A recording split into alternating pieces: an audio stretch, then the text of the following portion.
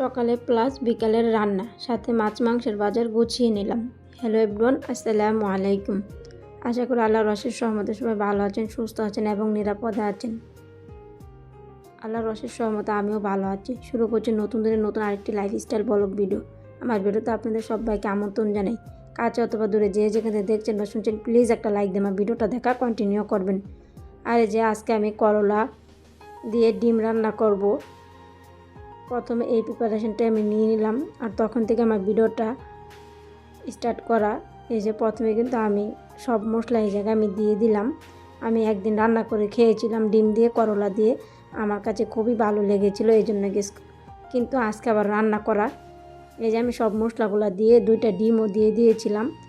যার মন চাই ডিমগুলো কিন্তু আলাদা ভেজেও ব্যবহার করতে পারেন, কিন্তু আমি একত্রে ব্যবহার করে নিলাম। আমি একটু তাড়াহুড়োর মধ্যে আছি।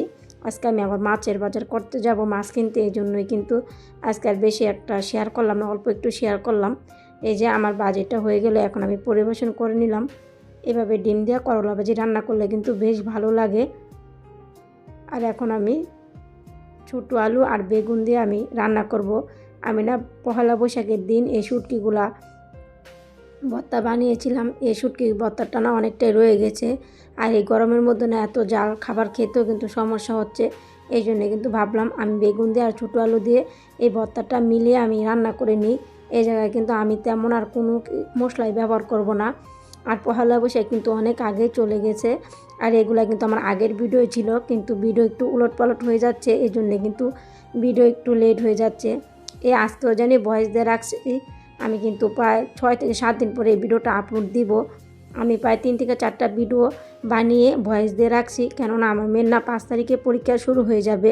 এই জন্য কিন্তু আমি একটু প্যারার মধ্যে থাকতে হবে, আর আমার মেয়ের এবার 70 মার্কের পরীক্ষা হবে। এই জন্যই কিন্তু ভাবলাম আমি 3 থেকে 4টা ভিডিওর ভয়েস দিয়ে রাখি। ছোটো হোক আর বড় হোক সমস্যা নেই, কিন্তু আমি জানি রেগুলারিটি মেনটেন করতে পারি, যেমন একদিন পর পর জানি ভিডিও দেই, এই ইয়াটা জানি আমি ধরে রাখতে পারি। এই জন্যই কিন্তু আমার যে বাবা সেই কাজ করে নিচ্ছে আমি। আর এই যে আমি রান্না বান্না শেষ করে কিন্তু আমি আমার হাজব্যান্ডের সাথে মাছ মাংস এগুলা যা যা কেনাকাটা লাগে এগুলা কিন্তু আমি কিনতে চলে গিয়েছিলাম।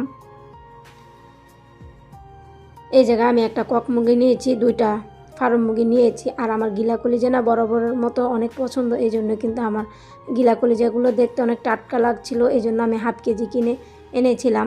আর এই জায়গায় চিংড়ি মাছ এনেছিলাম 1 কেজি, আর আইন মাছ ছিল 1 কেজি, আর এর জায়গায় মৃগেল মাছ ছিল।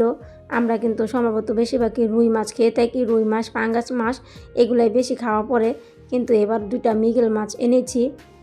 আর কলমি শাক এনেছিলাম। আর এরই মধ্যে এগুলো রেখে না আমার অনেকগুলো কাপড়, পুরনো কাপড় জমা ছিল, ওই কাপড়গুলো দিয়ে এই যে নতুন পাতিলটা দেখতে পাচ্ছেন, এই পাতিলটা কিন্তু আমি কিনে নিয়ে আসছি নিচতলা থেকে।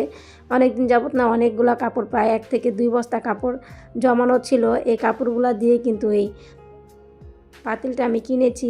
এর আগেও কিন্তু আমি 2টা পাতিল, বড় একটা পাতিল, বড় একটা কড়াই কিনেছি কাপড় জমিয়ে।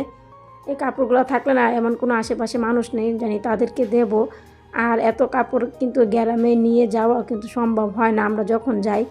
তো এই কাপড় এগুলাই বিক্রি করে নিই, কিন্তু বাজেটটি যেগুলো বেশি ভালো থাকে এগুলো কিন্তু আবার দিয়ে দিই। এ আর কি। এই যে আমি এখন কিন্তু মাছ মাংসগুলো অনেক সময় লেগে গিয়েছিলো, আমি কিন্তু অফ ক্যামেরাতে সব মাছ মাংস কিন্তু কেটে নিয়েছিলাম। অনেক সময় লেগেছে আমার একা হাতে এগুলো করতে।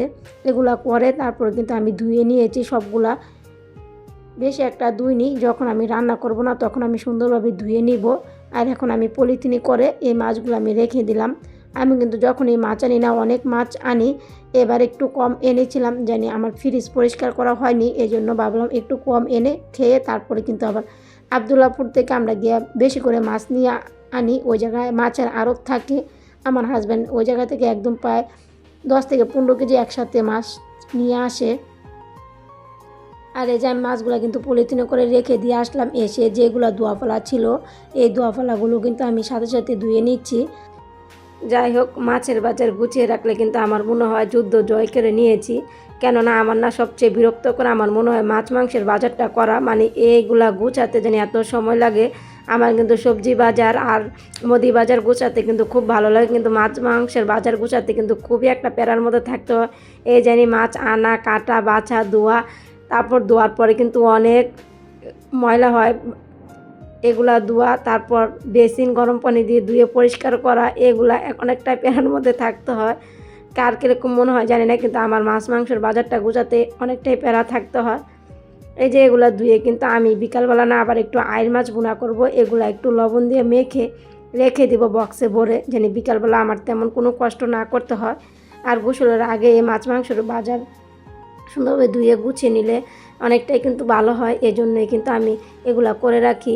এই যে মাছগুলো ধুয়ে আমি বক্সে করে রেখে দেবো। আর এখনও না আমার রান্না সম্ভব না, প্রায় 12টা কাছাকাছি সম্ভবত বেজে গিয়েছে। আর আমারও শরীর এতটা ভালো লাগছে না, মানে সকাল থেকে কিন্তু উঠে রান্না বান্না করে আবার বাজারে গিয়ে মাছ কেনাকাটা এগুলো করে এনে কিন্তু আবার এগুলো গুছিয়ে রাখা অনেকটাই কিন্তু শরীরের উপর দিয়ে দখল যাচ্ছে। এই জন্যই ভাবলাম এগুলো ধুয়ে না নর্মালে রেখে রাখি, বিকালবেলা ইনশাল্লাহ আবার রান্না করে নিব। এই যে আমি গিলা কলিজাও হাফ কেজি থেকে অর্ধেকগুলো রান্না করবো আর অর্ধেকগুলো ফ্রিজে রেখে দিব, কেননা আমি খাই, আমার মেয়ে খায় না, আমার হাজব্যান্ডও কিন্তু খায় না। আমার ওই গিলা কলিজা পছন্দ, আমি খেয়ে থাকি।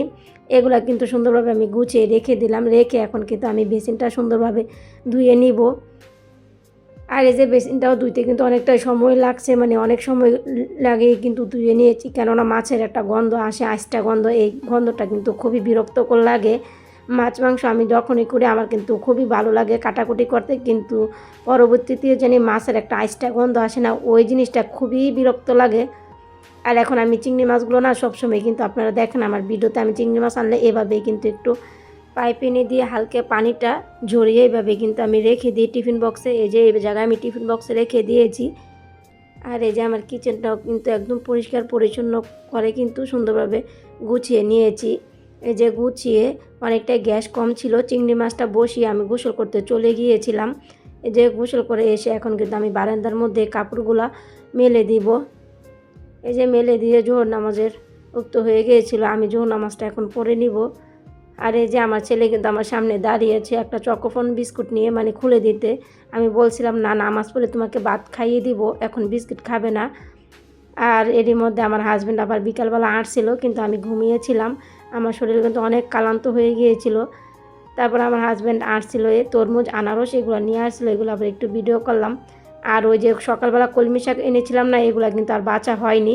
এই যে এখন বসে কিন্তু এক চুটকিতে বেছে নিলাম, ভালো লাগছে না আর বেশি একটা ভিডিও করতে, এই জন্যই কিন্তু একটু চুটকি দিয়ে বেছে নিলাম। আর আমার মেয়ে কিন্তু আমার মতন টক মেয়ে যে ভর্তা খাবে, এই জন্য কিন্তু আমার মেয়ে ভর্তার প্রিপারেশন নিচ্ছে, সব কিছু সুন্দরভাবে কাটাকুটি করে নিচ্ছে। মাশাআল্লাহ আমার মেয়েও কিন্তু সুন্দরভাবে ভর্তা বানাতে পারে। আর এই যে এখন কিন্তু আমি রান্নায় চলে আসলাম। এই যে আমি বিকালবেলা আমার রান্না করে নিব গিলা কলিজাগুলা। প্রথমে কিন্তু আমি হালকা ভেজে নিব, লবণ হলুদ মেখে নিয়েছি, মেখে এখন সুন্দরভাবে ভাজা দিয়ে নিব।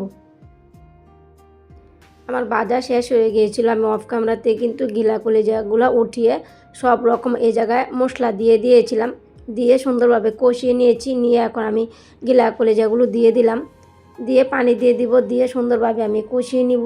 আমি মাখোই রাখবো, ভুনা টাইপের, বেশি পানি ব্যবহার করব না। এই যে আমি তো ভাজা দিয়ে নিয়েছিলাম, এখন যে পানিটা দিয়েছি এই পানিটা দিয়ে কিন্তু হয়ে যাবে।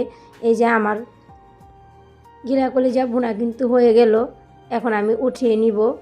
এই যে সাথে সাথে কিন্তু অনেকটাই কিন্তু সুন্দর ভুনা হয়েছিল, খেতে কিন্তু দুর্দান্ত ছিল আমার কাছে। আর আমার তো বেশি পছন্দ, তো এই জন্য আমার কাছে দুর্দান্ত লেগেছে। কার পছন্দ আমি জানি না, কিন্তু আমার যে কোনো কলিজাই পছন্দ, কিন্তু গরুর কলিজার থেকে ফ্যাপসাগুলো আমার বেশি মজা লাগে। আর এই যে আইল মাছগুলোও রান্না করব বিকালবেলা, কিন্তু মানে একটু ভিডিও ক্লিপ নিয়েছি। এই যে আমি সব মশলা কষিয়ে এখন আইল মাছটা আমি দিয়ে দিব।